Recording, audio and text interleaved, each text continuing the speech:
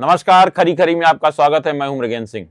आज हम चर्चा करेंगे भोपाल के कुशाभाऊ ठाकरे सभागार में आज से शुरू हुई 2 दिवसीय कलेक्टर कमिश्नर कॉन्फ्रेंस में। कलेक्टर कमिश्नर कॉन्फ्रेंस आज थी, कल एसपी भी कॉन्फ्रेंस में शामिल होंगे, एसपी, आईजी, पुलिस कमिश्नर। अब सबसे बड़ी बात है, मुख्यमंत्री जी ने अधिकारियों को बातों बातों में ऐसी नसीहत दी है कि उनके खुद समझ में नहीं आ रहा कि हम कैसे करेंगे, और क्या प्यार से उनने ऐसे घुट्टी पिलाई है कि अधिकारियों के समझ में आ गया कि मुख्यमंत्री को हर चीज़ मालूम है, हम उनसे कोई छिपा कर नहीं रह सकते। अब उनने जो शुरुआत की, जरा सुनिए कि फैमिली में माता पिता होते हैं,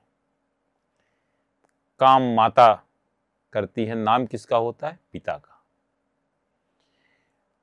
इसी तरह उन्होंने कहा अधिकारियों को कि आप माता की तरह काम करें, पिता बनने की कोशिश ना करें। मुख्यमंत्री का इशारा था, पिता मतलब काम माता करें, मतलब काम अधिकारी करें फील्ड में, और नाम तो चूंकि क्षेत्रीय जनप्रतिनिधि होते, विधायक और सांसद का होना चाहिए। यह कहा कि मुख्यमंत्री ने सोशल मीडिया में जरूरत से ज्यादा सक्रिय रहने वाले अधिकारियों को नसीहत दी है कि आप काम करें, माता बन के काम करें, पिता बनने की कोशिश ना करें। निश्चित रूप से अधिकारियों के लिए बहुत बड़ी नसीहत है। दूसरा, मुख्यमंत्री ने पंचसूत्र दिए हैं। मसूरी अकादमी से निकलकर अधिकारी जब आते हैं, विशेषकर नए अधिकारी, तो वो सोचते हैं कि उनसे ज़्यादा समझदार कोई नहीं है, लेकिन जब फील्ड में जाते हैं, वास्तविकता से उनको सरोकार होता है, तो समझ में आता है कि असली भारत क्या है, कहाँ हमें काम करना है। तो अधिकारियों को जब एसी से बाहर निकल के काम करना होगा, एसी में बैठकर अगर चाहेंगे तो काम नहीं करना होगा। यह सीख भी मुख्यमंत्री ने दी है।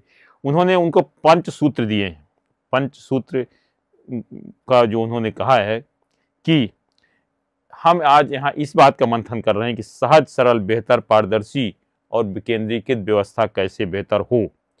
साथ ही उन्होंने जो उनको पंचसूत्र दिया है, पंचसूत्र में उन्होंने कहा कि जनता, मीडिया, जनप्रतिनिधि और शासन प्रशासन से निरंतर आत्मीय संबंध बना के रखें। मतलब आप काम करें, जनता के बीच रहें और जनता की बात भी सुने, तभी प्रदेश का विकास हो पाएगा। और उन्होंने कहा कि डबल इंजन की सरकार तभी काम करेगी जब सब मिलके एक साथ काम करेंगे, पंचसूत्र मिलके काम करेंगे, तभी प्रदेश का जो विकास है उतनी तेजी से होगा जितना तेजी से होना चाहिए। साथ ही कलेक्टरों को यह भी कहा कि आप लोग बिना किसी डर के काम करें और जनता के हित में जो भी निर्णय लेंगे, सरकार उनके साथ खड़ी है।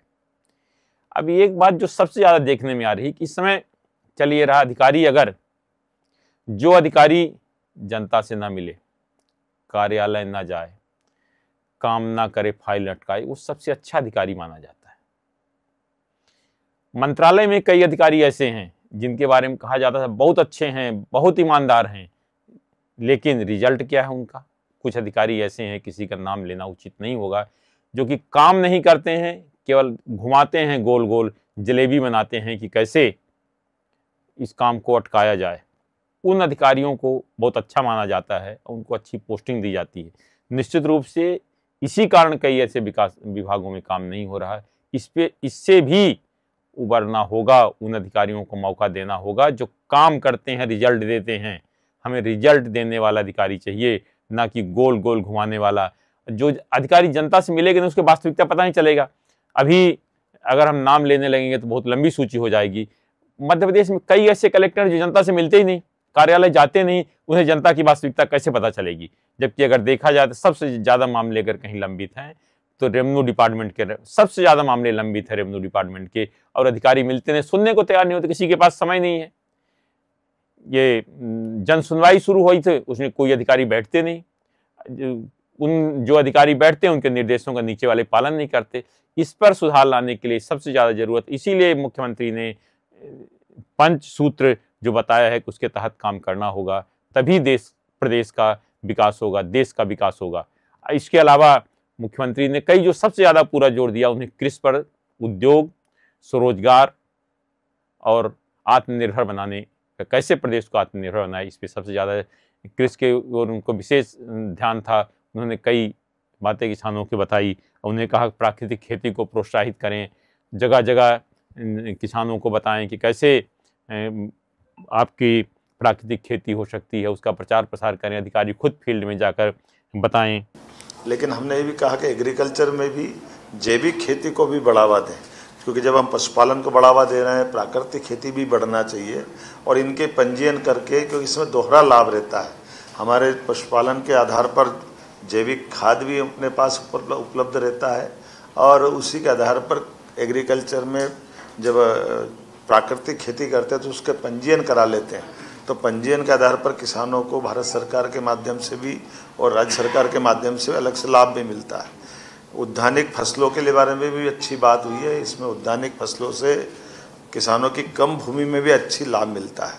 उद्योग रोजगार, ये तो हमने उद्योग रोजगार वर्ष घोषित किया था, इसलिए इसमें सभी प्रकार के हेवी इंडस्ट्री, एमएसएमई इंडस्ट्री और लघु कुटीर उद्योगों को पर्याप्त बढ़ावा दे करके, इसमें जो हमारी परंपरागत रूप से जो आबादी काम कर रही है उसको तो बढ़ावा देना ही है, लेकिन नए नए प्रकार से भी जोड़ करके इनके क्लस्टर बना करके उसको हर एक व्यक्ति को इससे जुड़ करके लाभ दिलाएं। एक जो बात सबसे ज़्यादा मध्य प्रदेश में खराब होने जा रही है वह है पराली नरवाई जलाने की। मध्य प्रदेश इस समय नंबर 1 पर है।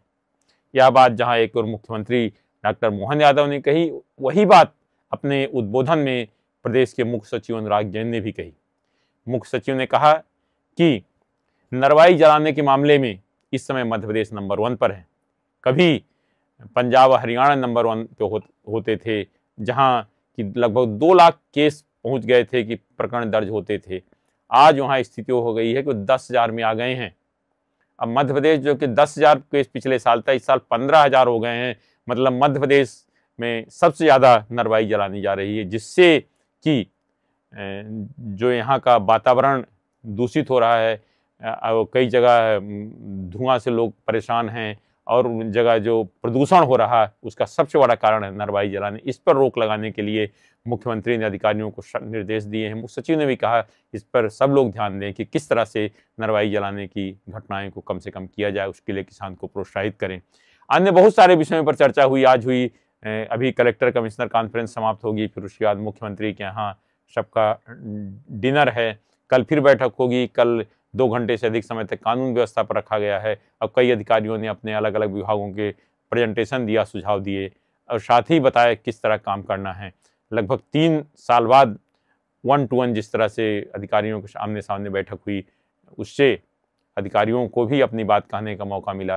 अब मुख्यमंत्री ने भी समझा सबको, मुख्य सचिव ने भी सबको समझा किस तरह काम करना है, काम करने में क्या परेशानी आ रही है, इसके बारे में अधिकारियों ने बताया।